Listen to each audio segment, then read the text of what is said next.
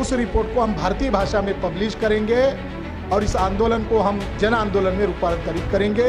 वो ट्रस्टी ये नहीं कह सकता नरेंद्र भाई दामोदर दास मोदी कि मैं ट्रस्टी हूँ, मेरा प्रॉपर्टी है। तेरा रिपोर्ट हो सकता है मगर उस रिपोर्ट में जो है वो नीचे जमीन की प्रॉपर्टी हमारी है। तू ये कह सकता है, तुम ये कह सकते कि रिपोर्ट को तुम छाप रहे हो, कॉपीराइट का उल्लंघन है, तुम्हें वो छापना चाहिए, तुम छाप नहीं रहे हो। उसके अंदर का जो जानकारी है वो नीचे की प्रॉपर्टी हमारी है, इसलिए उसको नैतिक अधिकार नहीं और कानूनन अधिकार भी नहीं है हमें विरोध करने का। उस रिपोर्ट को हम पब्लिकली छापेंगे और इसके लिए बड़ा आंदोलन भी करेंगे।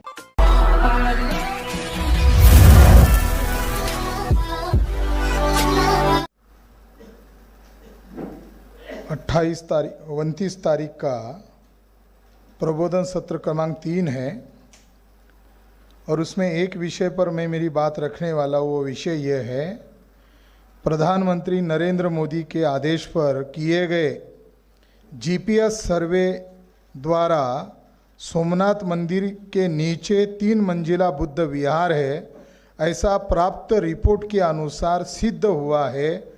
बौद्धों की इस पर क्या भूमिका होनी चाहिए, एक गंभीर सवाल।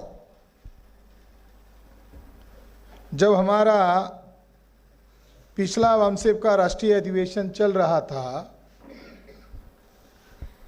उस दरमियान ही एक न्यूज लीक हो गई थी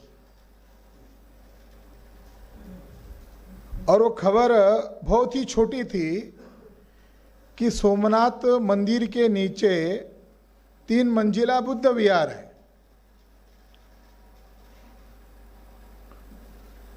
वो रिपोर्ट का जिक्र किया था कि 33 पेजेस का रिपोर्ट है।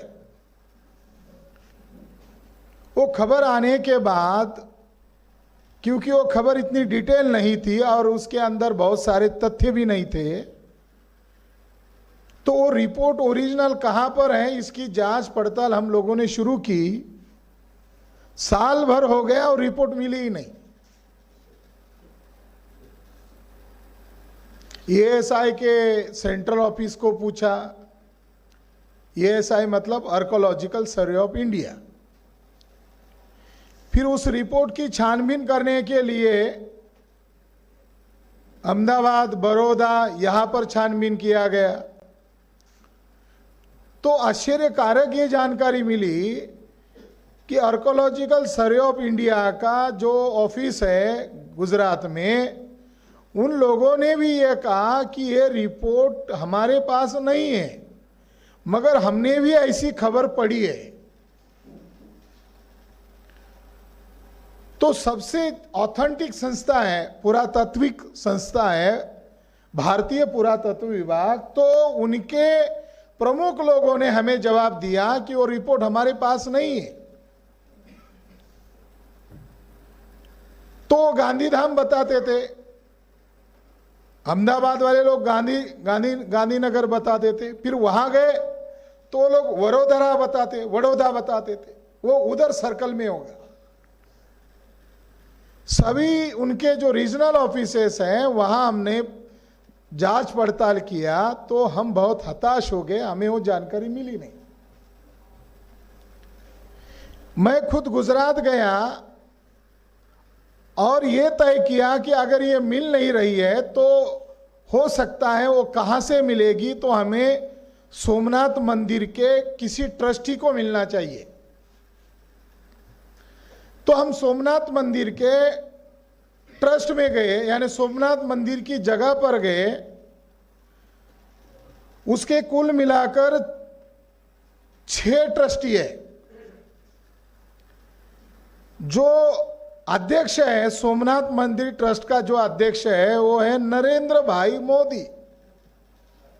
अभी हमने सोचा कि ट्रस्टी को मिलते हैं या ट्रस्टी सदस्य को मिलते हैं, तो उस सोमनाथ मंदिर ट्रस्ट का अध्यक्ष है नरेंद्र भाई मोदी। अब ट्रस्टी तो मिलने वाला नहीं है। अन्य और 2 सदस्य है, दूसरा सदस्य है लाल कृष्ण आडवाणी, तीसरा सदस्य है अमित भाई शाह और अन्य 3 सदस्य है जेडी परमार और एक है प्रवीण लहेरी और हर्षवर्धन निवेटिया। इसमें परमार आदमी जो है वो शेड्यूल कास्ट का आदमी है और बाकी जो ट्रस्टी है वो अन्य ऊंचे जाति के हैं। तो हमने परमार साहब को मिलने का तय किया, उन्होंने समय दिया और मैंने उन्हें कहा कि हम सोमनाथ मंदिर पर रिसर्च करना चाहते हैं। तो उन्होंने कहा कि क्या रिसर्च करना चाहते हैं, आपका दृष्टिकोण क्या है, आप महाराष्ट्र से आए हो। तो हमने कहा इतनी बड़ी प्राचीन वास्तु है और ये बताया जाता है कि इतनी बार आक्रमण हुआ, इतनी बार आक्रमण हुआ, तो थोड़ी सही ढंग से जानकारी लेने के लिए आपके पास आए। परमार जी ने कहा कि जानकारी यही है कि इस मंदिर के नीचे बुद्ध विहार है। मैंने परमार जी को कहा नहीं नहीं, ऐसा बिल्कुल नहीं हो सकता, ये कैसा संभव है। तो परमार साहब जिद में आ गए और उन्होंने कहा नहीं नहीं बिल्कुल है, इसके नीचे बुद्ध विहार है। मैंने कहा इसका कोई प्रमाण है। तो अंदर गए और अंदर जाकर उन्होंने रिपोर्ट की कॉपी लाई और कहा यह रिपोर्ट में लिखा हुआ है। तो मैंने कहा रिपोर्ट जब तक आप मुझे दिखाएंगे नहीं और मैं जब पढ़ूंगा नहीं तब तक तो मुझे यकीन ही नहीं आएगा। तो उन्होंने कहा ले लो, इसकी जेरॉक्स कॉपी बनाकर ले लो।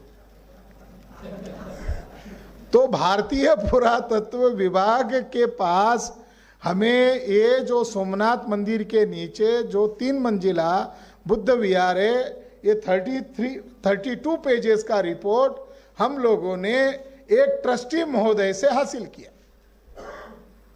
फिर परमार जी बुजुर्ग है, बोलते वक्त उन्होंने कहा कि मैं नरेंद्र मोदी से ज्यादा सीनियर हूं और यहां नरेंद्र मोदी नहीं आते, यहां मेरी साइन चलता है। तो फिर मैंने कहा आप बहुत सीनियर हो, आपसे जिज्ञासा बस जानना चाहते हैं किसके दिमाग में आया ये इसके नीचे क्या है। तो उन्होंने कहा कि मैं बचपन में इधर ही, मैं संस्कृत का प्रोफेसर होकर रिटायर्ड हुआ हूं और इधर ही मैं खेलने आता था। तो यहाँ बड़े बड़े पिलर होते थे पत्थर के, बाद में ये बहुत दफन हो गया। जब धौलावीरा कच्छ भुज एरिया में जो साइट है, इंडस की एक साइट है, उसको यूनेस्को अंतर्राष्ट्रीय संस्था ने अंतर्राष्ट्रीय हेरिटेज घोषित किया। जब इसकी चर्चा आना शुरू हुआ तो मैंने ही ट्रस्टी के मीटिंग में सजेस्ट किया कि नरेंद्र भाई जी आप प्रधानमंत्री हो, आप कुछ ऑर्डर करो, इसके नीचे भी शायद वो जो धौलावीरा जो महान सभ्यता है उसी तरह की कोई सभ्यता मंदिर के नीचे हो सकती है। तो नरेंद्र मोदी को लालच पैदा हुआ, नरेंद्र मोदी को लगा कि उसका मैं खुद ट्रस्टी हूं तो इसका सर्वे कराने का ऑर्डर दिया जाए।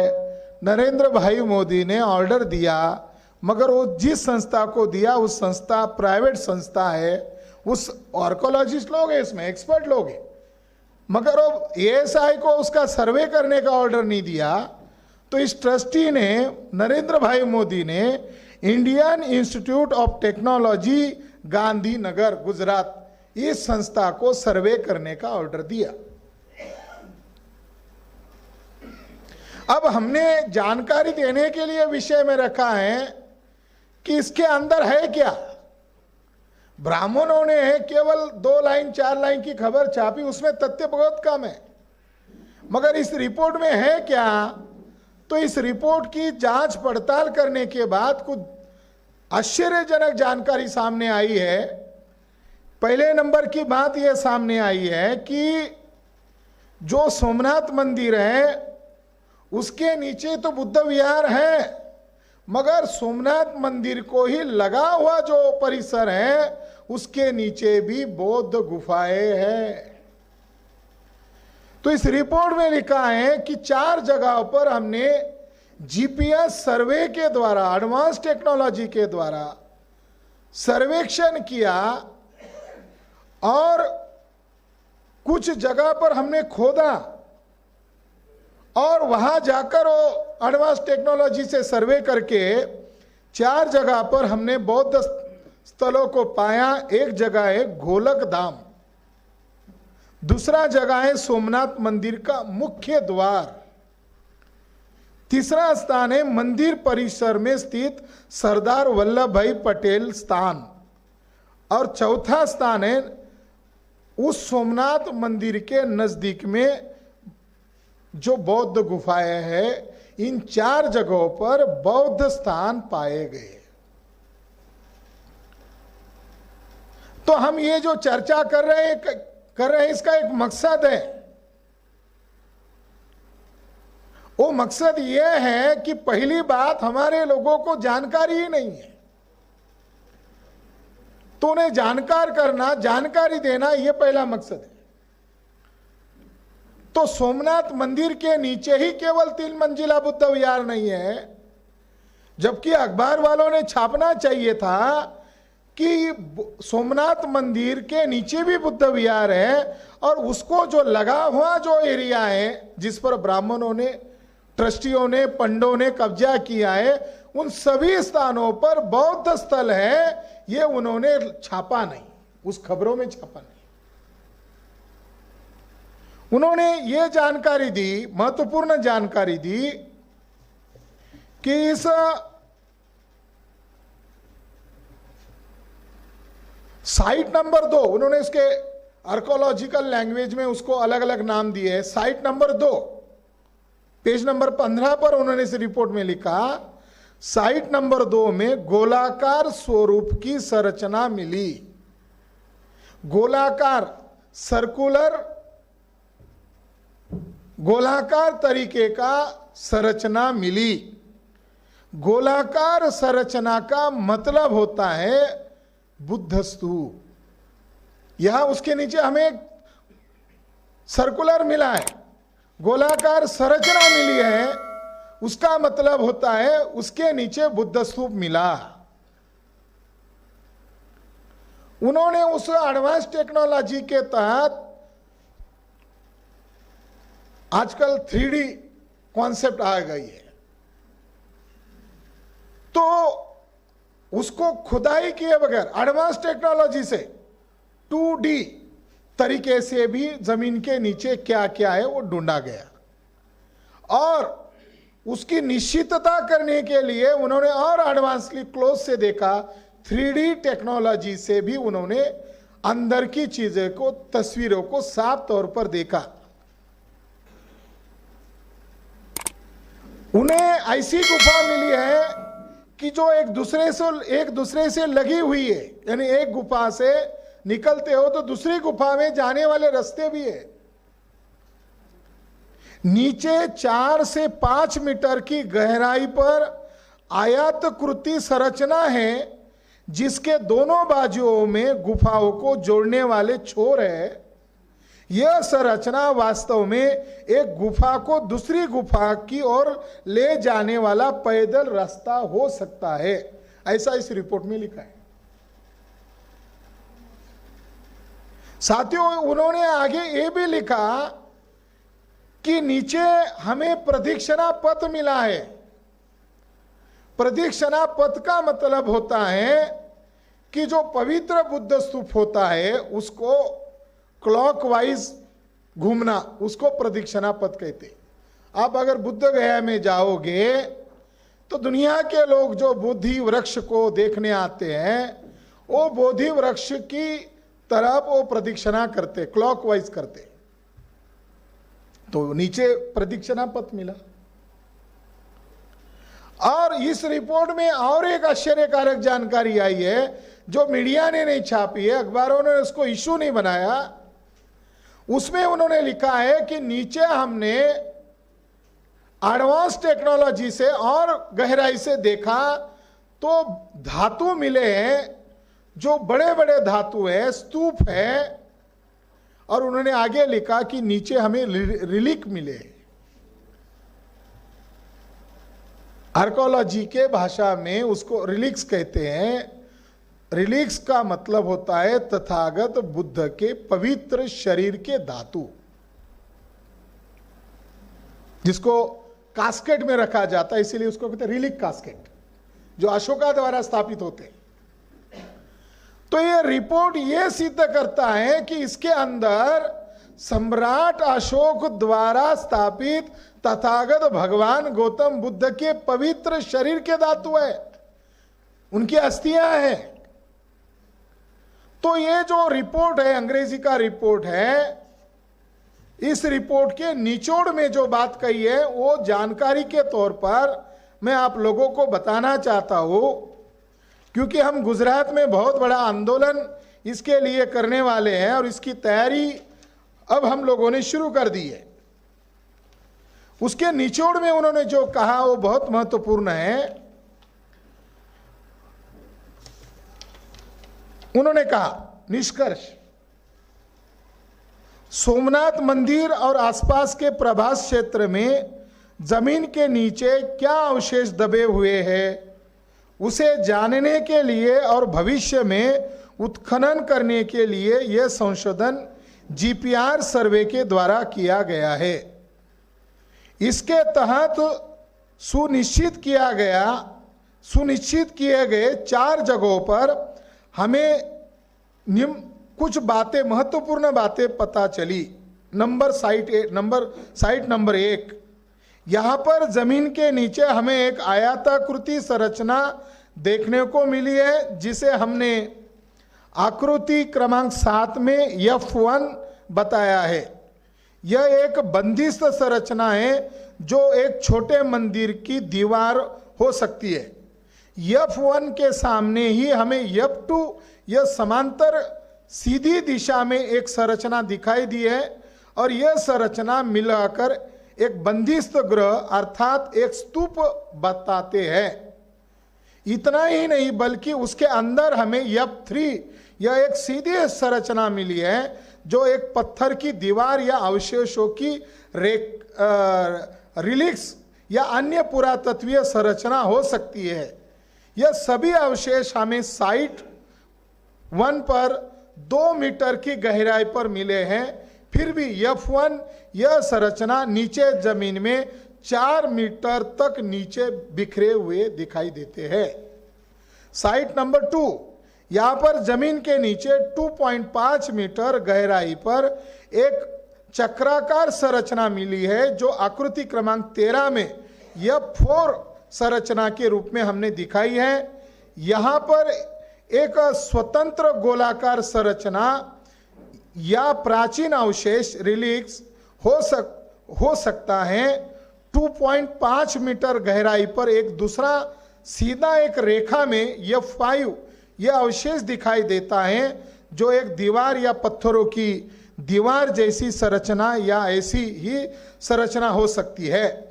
इसके साथ ही लगभग 5 मीटर की गहराई पर हमें F6, F7 और F8 यह 3 सीधी रेखा में 3 संरचना मिली है और उन्हें जोड़कर साइट 3 के F1 की तरह एक F9 संरचना यहाँ पर दिखाई देती है। यह 3 समांतर संरचना किसी बड़े प्राचीन अवशेष के 3 भाग हो सकते हैं। उसके साथ ही यहाँ पर 7.5 मीटर गहराई पर एक आकार की संरचना मिली है जिसे हमने F10 की संरचना कहा है। साइट नंबर 3, इस जगह पर 2.5 मीटर की गहराई पर एक L आकार की संरचना देखने को मिली है जो आकृति क्रमांक 16 के F11 के रूप में दिखाई देती है। यहाँ पर प्रभास का अंतर्गत अधिक दिखाई देता है जिससे यहाँ पर किसी वस्तु या पुरातत्वीय अवशेष होने की संभावना है। साइट नंबर 4, इस स्थान पर लगभग 2 मीटर की गहराई पर F12 के रूप में एक सीधी संरचना मिलती है जिसे हमने आकृति क्रमांक 20 में दिखाया है।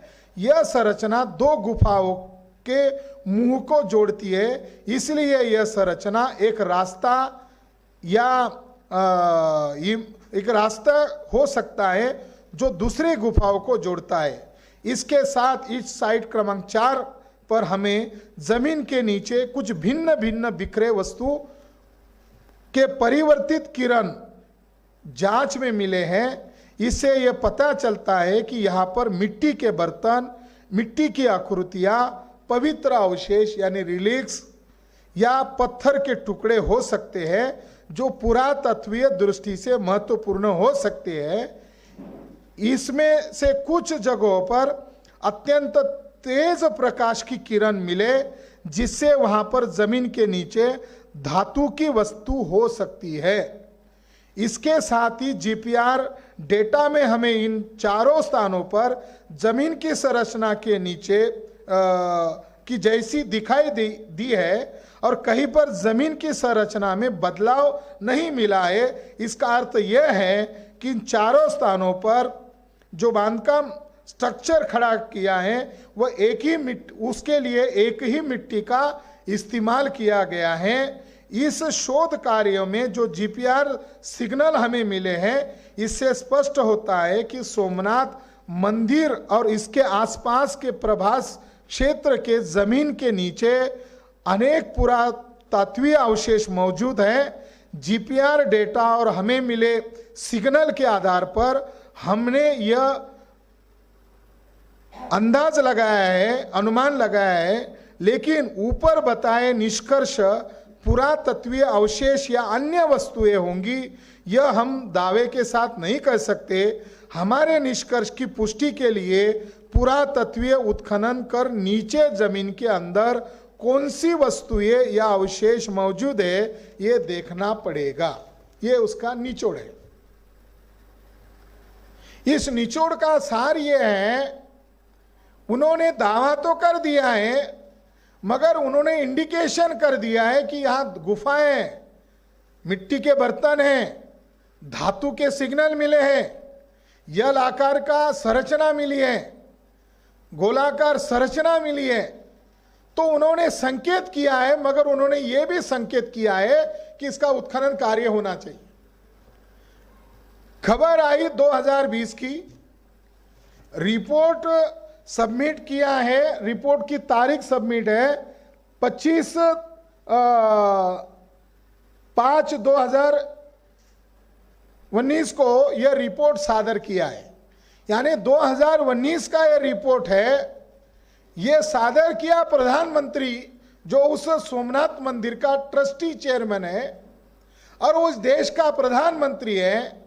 मगर उस ट्रस्टी ने जो रिपोर्ट पेश किया वो रिपोर्ट भारत सरकार की जो सबसे बड़ी संस्था है वो है भारतीय पुरातत्व विभाग, उसको उन्होंने सादर नहीं किया बल्कि खाली प्रधानमंत्री को दे दिया।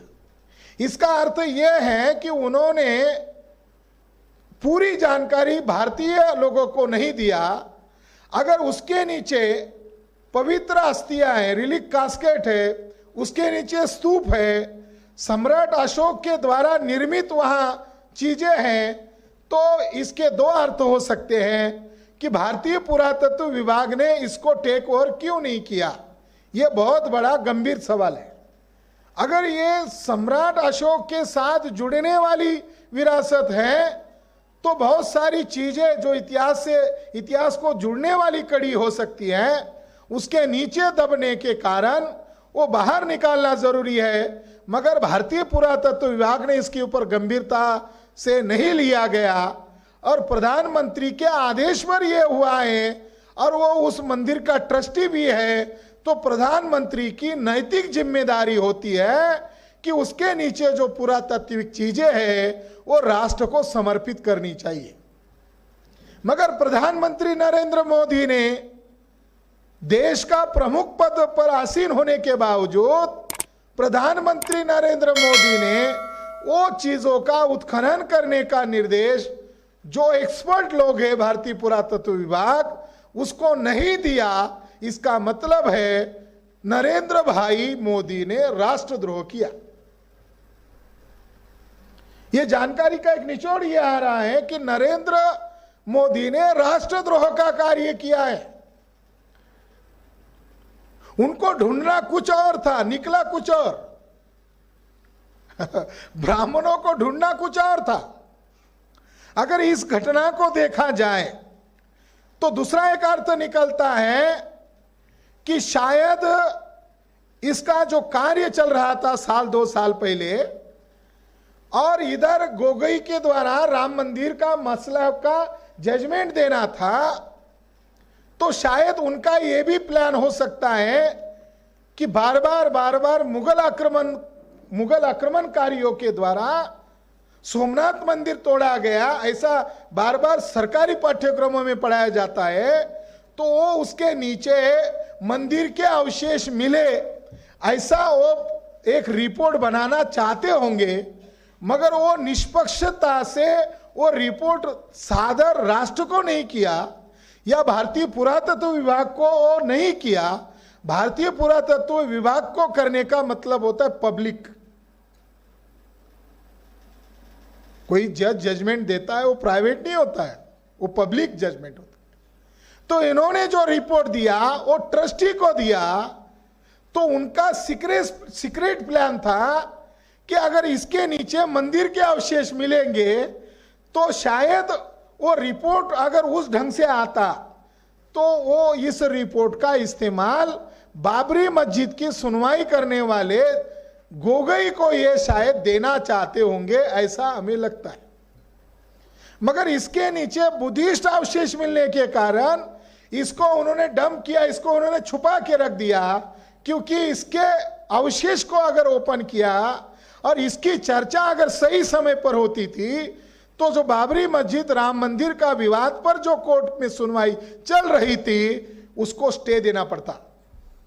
अगर इसको सही ढंग से भारतीय पुरातत्व विभाग ने अपने पोजीशन में लिया होता तो जो सुनवाई चल रही थी उसको स्टे देना पड़ता था।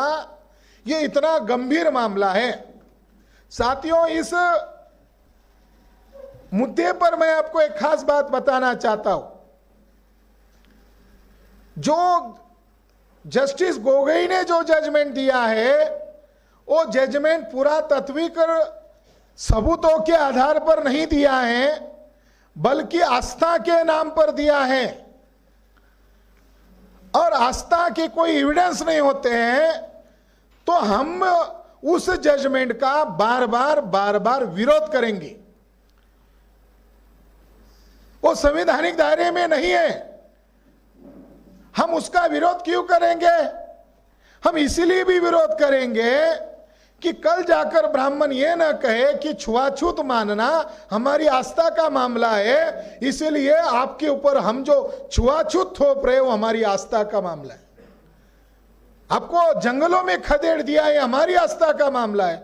महिलाओं का प्रताड़न करना ये हमारे आस्था का मामला है। जाति व्यवस्था वर्ण व्यवस्था को मान्यता देना ये हमारे आस्था का मामला। इस जजमेंट का ये भी अर्थ निकलेगा तो, मगर उस जजमेंट को हम इसीलिए खारिज करना चाहते हैं, इसीलिए विरोध करना चाहते हैं कि वो आर्कोलॉजिकल एविडेंस के आधार पर नहीं दिया गया, वो आस्था के आधार पर दिया गया।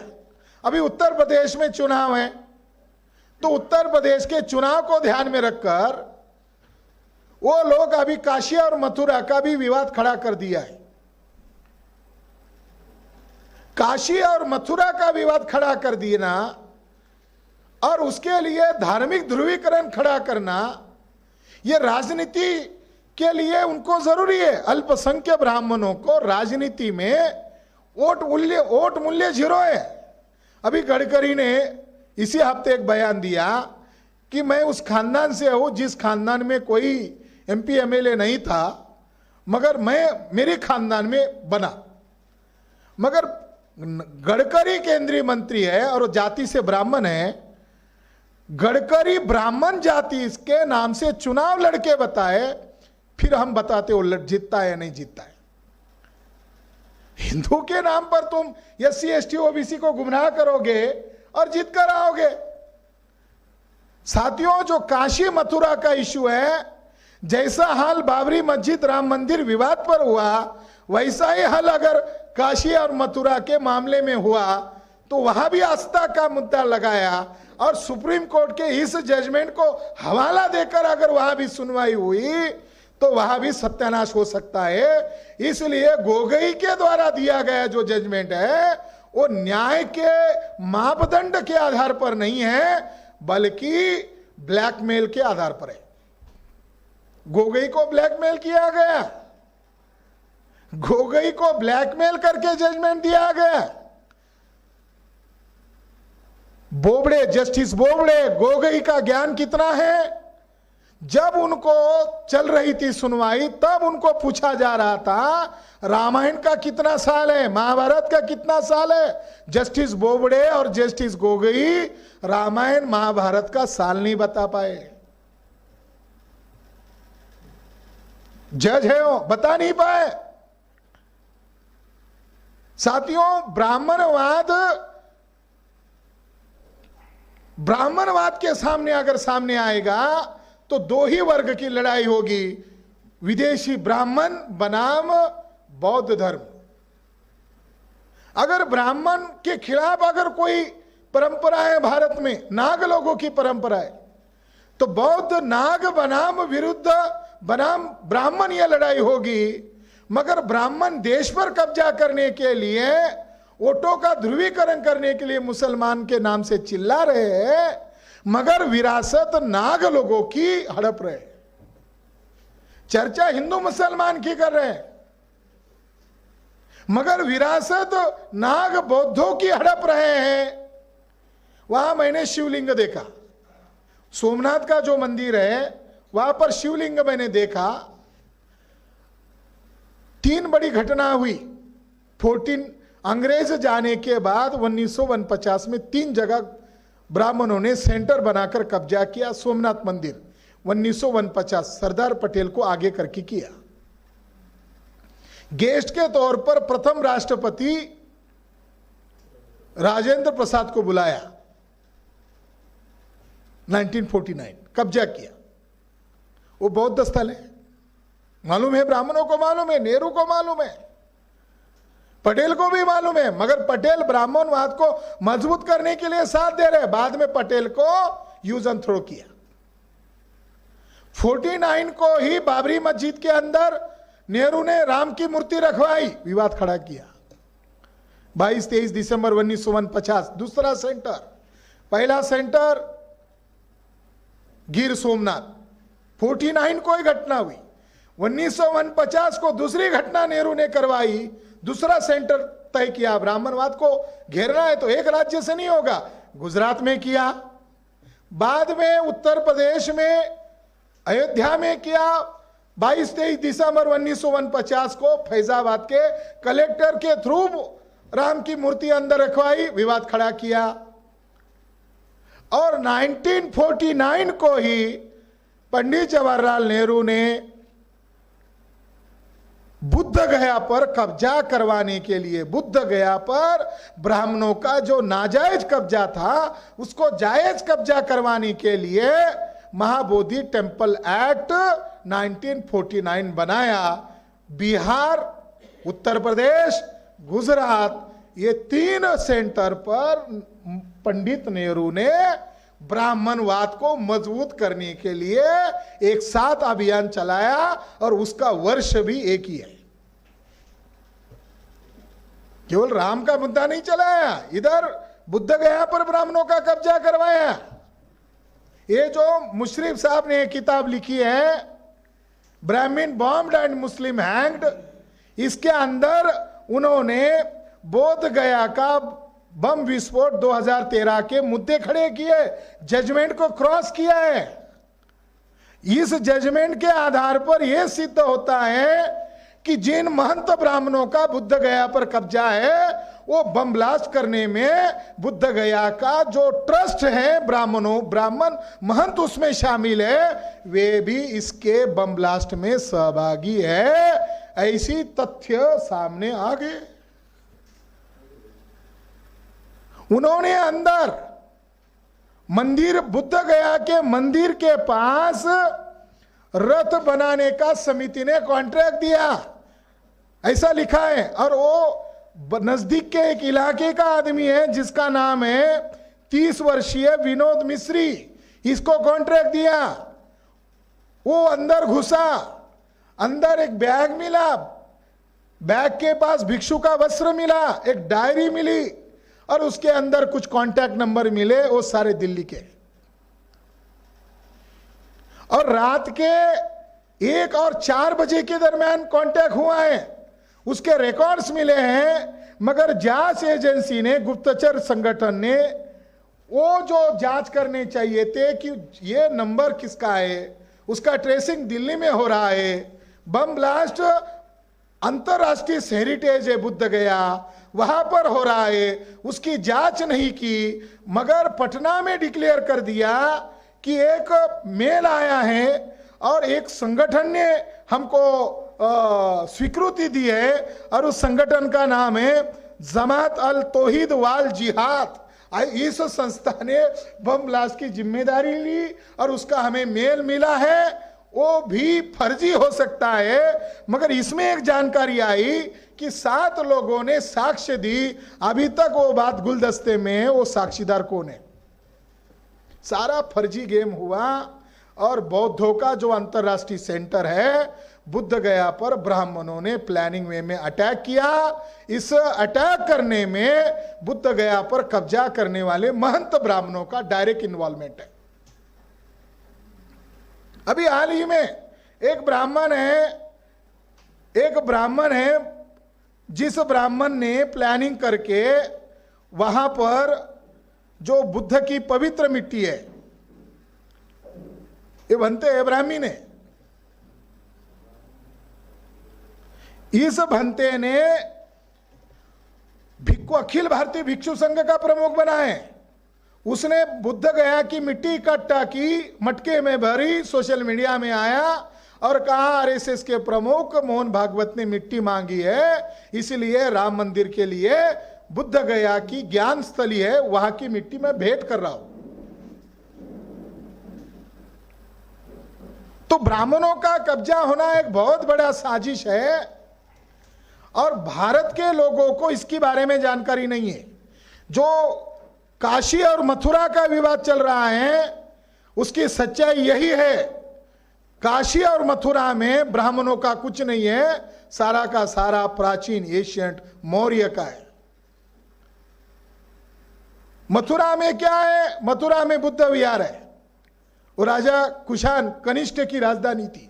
भारत की प्राचीन राजधानी पाटलिपुत्र के बाद मथुरा है। साथियों, वाराणसी में भैरवनाथ मंदिर है।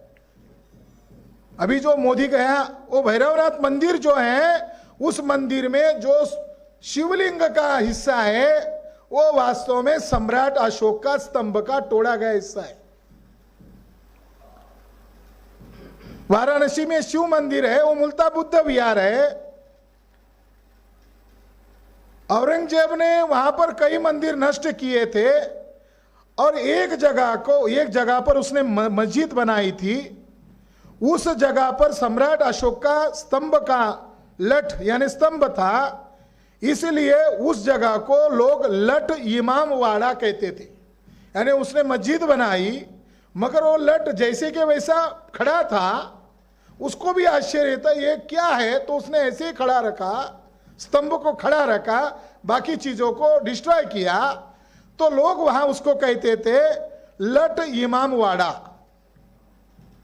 सन 1805 में वाराणसी में ब्राह्मणों ने वहां पर मुहर्रम के दिन बहुत बड़ा फसाद किया और भारी झुंड में आकर वो स्तंभ को तोड़ दिया, निकालकर टुकड़े कर दिए और उसको बाद में शिवजी की लठ कहने लगे। वो लठ इमाम वाड़ा कहते थे और तोड़ा, और तोड़ने के बाद बोले ये शिवजी की लठ है। सन 1823 में कलकत्ता के बिशप रेवरेंड रेजिनाल्ड हिबर, इन्होंने वाराणसी में विजिट किया, तब उन्हें 7-8 फीट का कुछ जमीन में गड़ा हुआ वो स्तंभ दिखाई दिया, जहां सिक्योरिटी कर रहे थे ब्राह्मणों के इशारे पर कुछ लोग। तो उसने उसको देखा। यानी 1805 में वहां विवाद हुआ, 1823 में उसको देखा गया। अशोक की खोज, अशोक के लिपि का डिकोड करने के बाद शुरू हुआ। सम्राट अशोक के लिपि को डिकोड किया सन 1836 में। नहीं, ये अशोक की लिपि है ये पता चले 1836 में, और विवाद चल रहा है 1836 के पहले।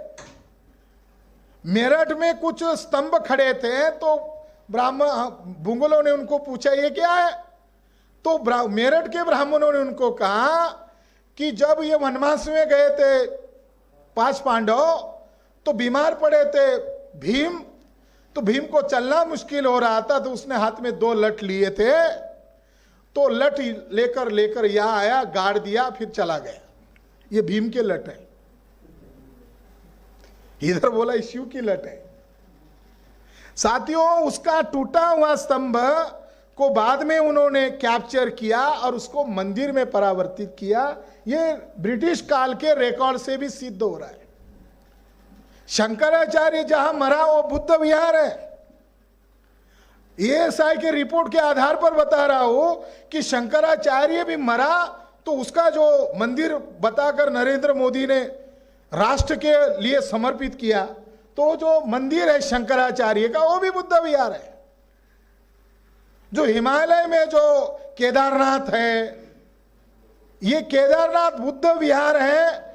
ऐसा महान पंडित जिसको बोला जाता है राहुल सांकृत्यायन, उसने अपनी किताब हिमालय की यात्रा में दर्ज किया है कि केदारनाथ ये बुद्ध विहार है। और उसने कहा बुद्ध की टूटी हुई मूर्ति मैंने देखी। साथियों, इधर हम अयोध्या में आ जाए तो अयोध्या में एक मंदिर है जिसका नाम वो बोलते हैं नागेश्वर नाथ टेम्पल। यह विवादित जगह से महज 100 मीटर अंतर पर है, जहां पर राम कुंड बोलते हैं। लोग बोलते हैं कि राम उसमें डुबकी लगाया, आत्महत्या किया और डुबकी लगाकर वो सीधा स्वर्ग गया, तो उसके लिए राम कुंड बोलते हैं। विवादित जगह से केवल 100 मीटर अंतर पर नागेश्वर नाथ टेम्पल है। मैं कई बार वहां जाकर वो टेम्पल को अंदर घुस के देखा। जब मैंने उस शिवलिंगों को टच करने का प्रयास किया तो ब्राह्मण डांट कर बोला हाथ मत लगाओ। फिर हमने उसको दक्षिणा ज्यादा दिया तो बोले आप छू सकते हो, फोटो भी खींच सकते हो।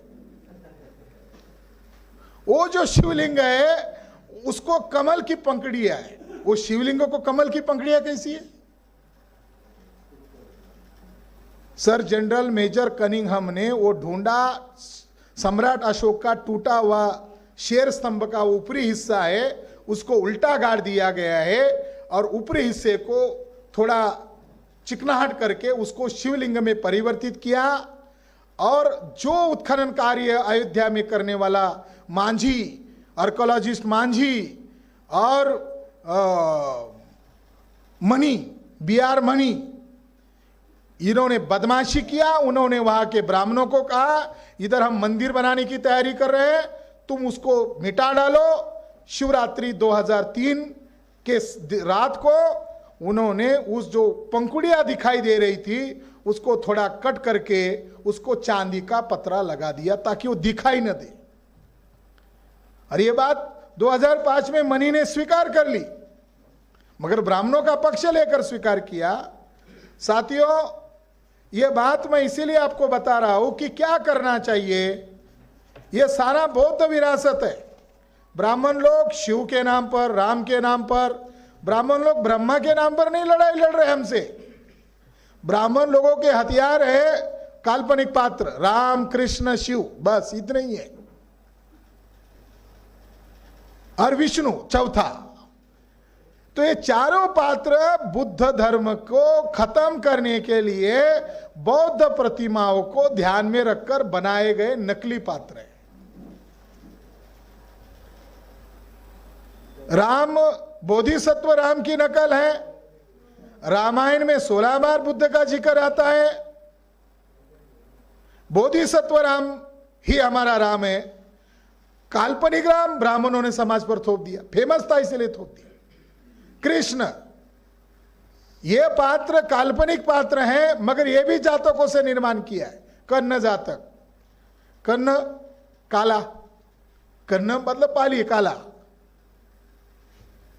और एक जातक है घत जातक, उसके आधार पर पूरी कथा बनाई। देवकी होती है, उसको भाई होता है, फिर बच्चा होगा तो मार डालेगा। ये कहानी भी घत जातक से ले ली, डायरेक्ट चुराई है।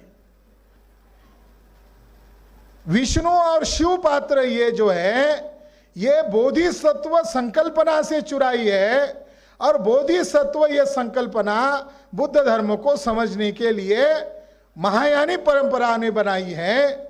बोधिसत्व बुद्ध बनने की पूर्व अवस्था है, और बोधिसत्व अवलोकितेश्वर पूरी दुनिया को अवलोकन कर रहा है। उसकी एक आंख यानी चंद्रमा है और एक आंख यानी सूर्य है। ऐसी कल्पना बनाकर आम लोगों ने उसका भक्ति करना शुरू किया। उसका समाज पर इतना असर हुआ कि ब्राह्मणों ने उन्हीं कल्पनाओं को, उन्हीं पात्रों को चुराकर बाद में शिव, बाद में राम, बाद में कृष्ण इस नाम से प्रचार किया। विवेकानंद का आरएसएस के लोग प्रचार करते हैं।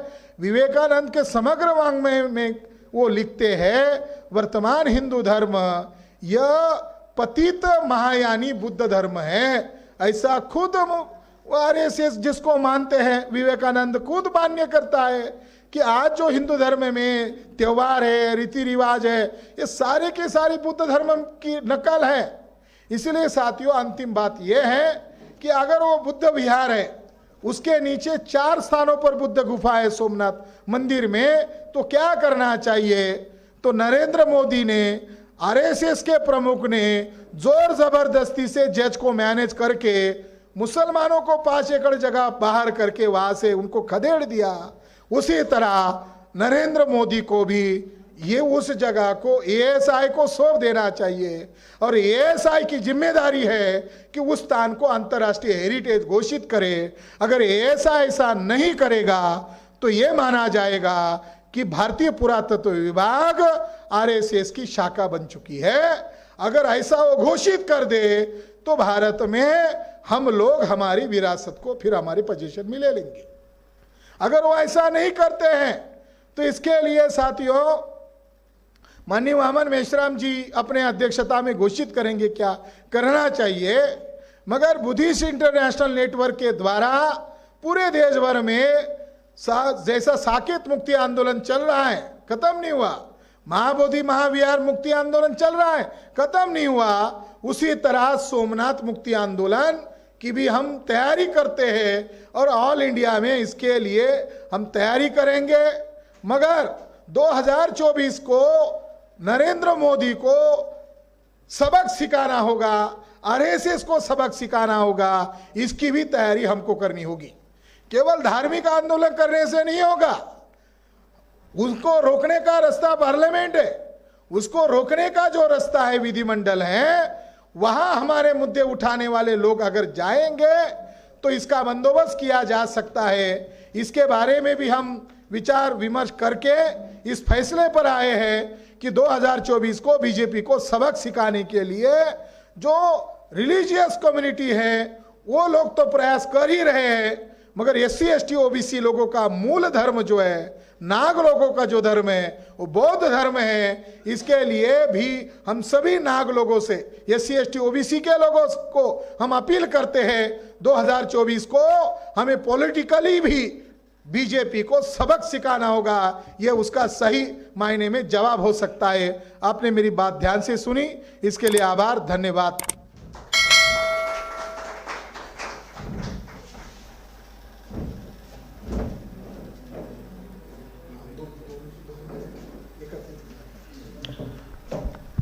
धन्यवाद डॉक्टर विलास खरात सर। साथियों, ये जो नरेंद्र भाई मोदी का जो ट्रस्ट है उसके ट्रस्टी ने मुझे कहा था जब इसको आप छापेंगे तो मेरा धन्यवाद मानो। मैं अभी उनका परमार भाई का धन्यवाद मानता हूँ कि इतना बड़ा क्राइम आप लोगों ने ढूंढा मगर उसको पब्लिक नहीं किया।